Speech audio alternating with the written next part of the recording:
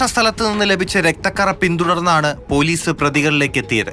കരിങ്കുളം കൊച്ചുതുറ സ്വദേശി മെറിൻ, പുതിയതുറ RT ഹൗസിൽ ശ്യാം, പൂവാർ സ്വദേശി റോജിൻ എന്നിവരെയാണ് കാഞ്ഞിരംകുളം പോലീസ് പിടികൂടിയത്. കഴിഞ്ഞ ദിവസം കരിങ്കുളം ശിവക്ഷേത്രത്തിലെത്തിയ മോഷ്ടാക്കൾ മതിൽ ചാടിക്കടന്ന് ശ്രീകോവിലിന് മുന്നിൽ സ്ഥാപിച്ചിരുന്ന കാണിക്കവഞ്ചി തകർത്തു. 7000 രൂപയും 4 നിലവിളക്കും കവർന്നു. സമീപത്തെ വീട്ടിലും സംഘം കവർച്ച നടത്തി. അതിനുശേഷം കൊച്ചുതുറ ചർച്ചിന് സമീപത്തെ കുരിശടിയുടെ ഗ്ലാസ് തകർത്തായിരുന്നു മറ്റൊരു മോഷണം. ഇവിടെ നിന്നും 5500 രൂപ സംഘം കവർന്നു. സ്ഥലത്തെത്തി അന്വേഷിച്ചപ്പോഴാണ് കുരിശടിക്ക് സമീപത്തെ രക്തക്കറ പോലീസിന്റെ ശ്രദ്ധയിൽപ്പെട്ടത്. കുരിശടിയിലെ കണ്ണാടി ചില്ലുകൾ തകർത്തപ്പോൾ ഉണ്ടായ മുറിവിലൂടെയായിരുന്നു രക്തം വാർന്നത്.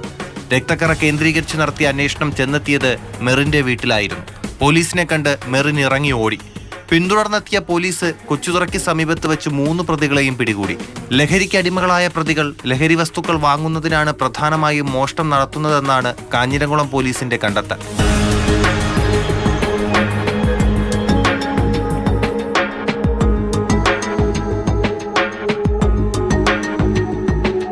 മാതൃഭൂമി ന്യൂസ്, തിരുവനന്തപുരം.